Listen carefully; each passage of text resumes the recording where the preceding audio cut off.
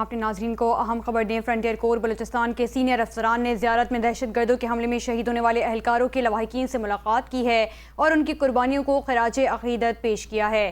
ترجمان کے مطابق ایف سی کے سینئر افسران نے شہداء کی قبروں پر حاضری دی، پھولوں کی چادریں چڑھائیں، فاتح خوانی کی اور شہداء کے اہل خانہ سے اظہار تعزیت کرتے ہوئے ہر ممکن تعاون کی یقین دہانی بھی کرائی ہے۔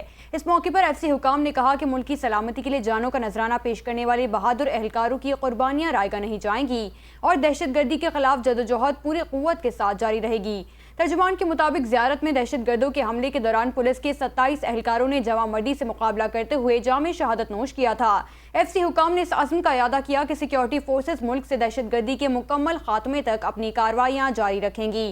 فرنٹیئر کور بلوچستان کے سینئر افسران نے زیارت میں دہشت گردوں کے حملے میں شہید ہونے والے اہلکاروں کے لواحقین سے ملاقات کی ہے اور ان کی قربانیوں کو خراج عقیدت بھی پیش کیا ہے۔